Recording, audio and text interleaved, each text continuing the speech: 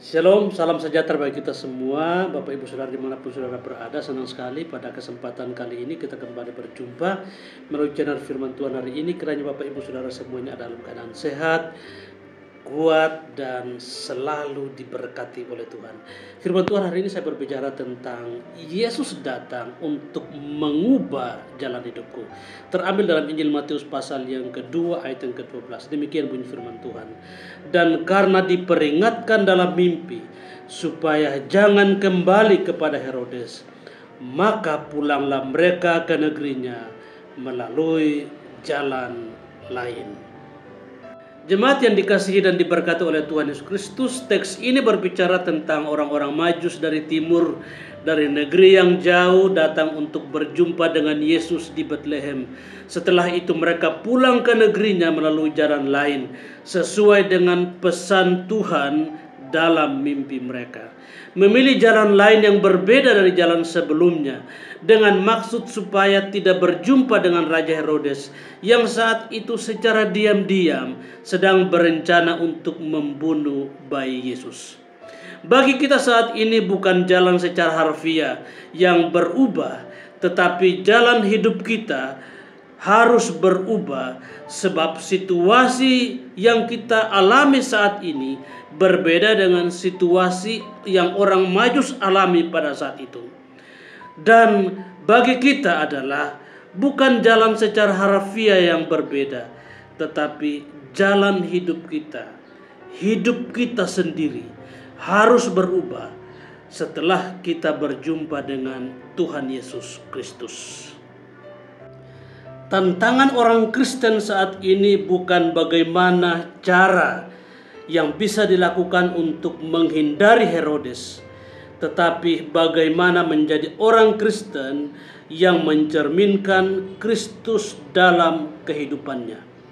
Kita tidak mungkin lagi ke Betlehem dengan situasi yang sama seperti orang Majus pada saat itu. Tetapi kita hidup di zaman modern saat ini. Bagaimana kita menjadi orang Kristen yang hidupnya sudah diubahkan, yang sudah dibaharui oleh Kristus, karena kita sudah menerima Kristus di dalam kehidupan kita. Kita tidak mungkin menjadi pengikut Kristus yang baik jika kita tetap berpegang pada jalan hidup kita yang dulu, tidak mau meninggalkan manusia lama kita. Padahal kita sudah mengaku bahwa kita adalah orang Kristen. Terlalu banyak contoh dalam Alkitab, orang-orang yang berjumpa dengan Kristus kemudian hidupnya berubah. Sebut saja Paulus, Sakeus, Maria Magdalena, Nikodemus, bahkan Yusuf Arimatea, pemuda yang kerasukan roh jahat di Gerasa, dan masih banyak orang yang berjumpa dengan Kristus. Dosanya diampuni, hidupnya dipulihkan, kemudian yang sakit disembuhkan oleh Tuhan. Orang-orang itu ketika mereka berjumpa dengan Yesus, hidup mereka berubah dan mereka menjadi berkat bagi banyak orang. Lewat pelayanan mereka, banyak orang menerima Kristus dalam kehidupan mereka. Jalan hidup kita harus berubah. Perubahan itu harus melibatkan dua pihak, yaitu Tuhan Yesus yang punya kuasa, dan yang kedua adalah diri kita sendiri. Tuhan Yesus datang kepada kita, tetapi Dia tidak memaksa kita untuk berubah. Berubah atau tidak adalah keputusan kita sendiri, sesuai dengan tuntunan Roh Kudus.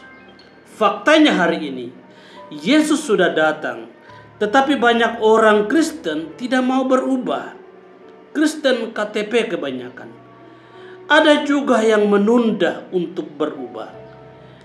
Di renungan kali ini ada beberapa pertanyaan yang bisa menjadi panduan bagi kita bagaimana mengubah jalan hidup kita. Pertanyaan yang pertama yaitu mengapa hidup kita harus berubah? Kita berubah karena perubahan itu adalah perintah Tuhan. Roma 12 ayat 2. Berubahlah oleh pembaharuan budimu, supaya kita bisa membedakan mana kehendak Allah dan mana yang bukan kehendak Allah. Mengenali kehendak Allah dan bukan kehendak Allah hanya bisa dilakukan oleh orang-orang yang hidupnya, pikirannya, seluruh kehidupannya sudah mengalami perubahan. Pertanyaan yang kedua adalah, bagaimana mengetahui kita sudah berubah atau belum? Apa indikatornya? Berubah berarti bergerak ke arah Kristus dengan meninggalkan sifat kekanak-kanakan dan berubah menjadi pribadi yang dewasa. 1 Korintus 13 ayat 11 dan Ibrani 5 ayat 12 sampai 13 mengindikasikan bahwa kehidupan anak-anak dan orang dewasa itu beda. Anak-anak yang dia sukai adalah minuman seperti susu. Orang dewasa rohani makanan yang kasar. Dan kita tidak mungkin menjadi dewasa rohani kalau kita tidak mau berubah. Jadi orang yang berubah, indikatornya adalah apakah dia sudah siap menerima makanan yang keras, ataukah masih lebih suka konsumsi susu seperti bayi. Kalau kita cek hidup kita masih suka minum susu, berarti kita belum berubah. Pertanyaan ketiga yang bisa menjadi panduan kita adalah, siapa yang berkompeten mengubah hidup kita? Yang pertama, tentu Tuhan Yesus Kristus. Yesus datang untuk mencari dan menyelamatkan yang terhilang. Kita dulu orang-orang yang terhilang, kita berjumpa dengan Kristus. Kristus menerima kita apa adanya. Dan banyak kisah dalam Alkitab bagaimana seseorang berubah setelah berjumpa dengan Yesus. Berarti yang pertama yang bisa merubah hidup kita adalah Tuhan Yesus Kristus. Dan yang kedua yang bisa mengubah hidup kita adalah diri kita sendiri. Ribuan kali Anda dengar khotbah di KKR maupun ikut seminar, ikut ibadah-ibadah rukun, ikut ibadah komsel. Anda dengar firman Tuhan ribuan kali. Tetapi kalau Anda sendiri tidak memutuskan untuk berubah, sama saja tidak ada nilainya. Maka orang yang kedua, pribadi yang kedua untuk mengubah hidup kita adalah diri kita sendiri.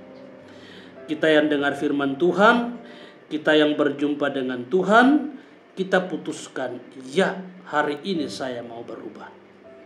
Saya berjumpa dengan Tuhan dan Tuhan mengubah jalan hidupku.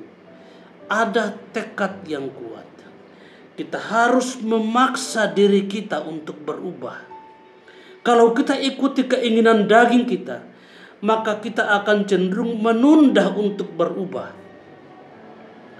Makanya kita perlu ada pemaksaan dalam diri kita. Memacu diri kita, memaksa diri kita untuk berubah. Jangan berharap perubahan itu seperti sesuatu yang jatuh dari langit, atau secara spektakuler Tuhan mengubah kita.